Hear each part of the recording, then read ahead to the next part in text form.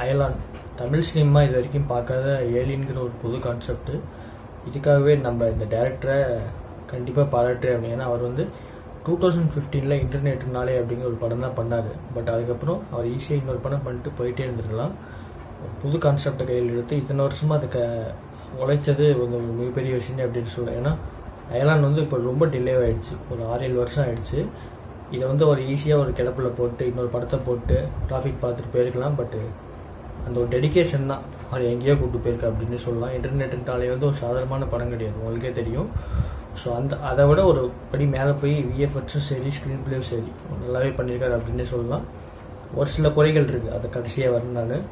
அடுத்ததான் நம்ம hero SK வந்து இப்படி நம்பி ப்ராஜெக்டை கையில் எடுத்ததுக்கே பாராட்டலாம். ஏன்னா எத்தனை ஹீரோ யோசிப்பாங்க எப்படி பண்ணுவாங்கன்னு தெரியல. ஏன்னா இத்தனை வருஷம் ஒரு படத்தில் உழைக்கிறது அப்படிங்கிறது சாதாரண விஷயம் இல்லை. ஏன்னா வேறு கமிட்மெண்ட்ஸ் அப்படி இப்படி நிறையா இருக்கும். பட் அவர் வந்து பொறுமையாக இருந்து பல தியாகங்கள் பண்ணி இந்த படத்தை ரிலீஸ் பண்ணியிருக்காரு.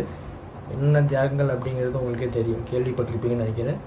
இந்த இன்டர்நெட் நாளைக்கும் இதுக்கும் கம்பேர் பண்ணும்போது பார்த்தீங்கன்னா அது வந்து ஒரு யதார்த்தம் இருக்கும், இந்த காலத்தை கடந்து போகிறது அப்படி இப்படின்னு சொல்லிட்டு. பட் இந்த அயர்லாண்டில் வந்து ஒரு இது இருக்குது, ஒரு இன்ட்ரெஸ்டிங் எல்லாமே இருக்குது. பட் அந்த யதார்த்தம் வந்து அந்த படத்தோட கம்பேர் பண்ணும்போது இது வந்து மிஸ் ஆகுது.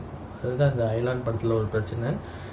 படத்தில் வந்து ஃபர்ஸ்ட் ஆஃப் ரொம்பவே சூப்பராக இருந்தது. அது காரணம் என்னன்னா, ஏலியன் வந்து நம்ம ஹீரோவை மீட் பண்ணுறது, ஏலியன் ஹீரோக்கு ஹெல்ப் பண்ணுறது அப்படிங்கிறது ஒரு புது கான்செப்டாக இருந்தது. பட் ரெண்டாவது ஹாஃபில் வந்து அந்த ஏலியனை கட்டி போட்டு சித்திரவதைப்படுத்தி எதோ பண்ணுறாங்க. அதனால் ஹீரோக்கு அந்த பவர் வந்து ஹீரோக்கும் வில்லனுக்கும் ஒரு வழக்கமான படமாக மாறிடுது செகண்ட் ஹாஃபில். அதுதான் செகண்ட் ஹாஃபில் இருக்க ஒரு சின்ன பிரச்சனை.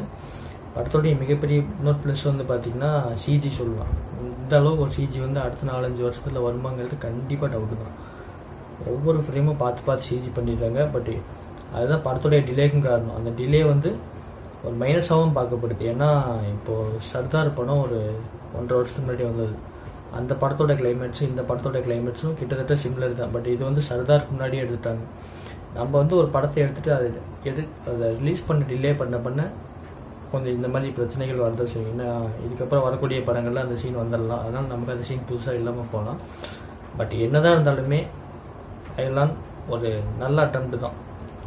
ஒரு சூப்பரான ஒரு ஃபர்ஸ்ட் ஆஃப், இந்த ஃபர்ஸ்ட் ஆஃப் விட கொஞ்சம் சுவாரஸ்யம் கம்மியான செகண்ட் ஆஃப் அப்படின்னே சொல்லலாம்.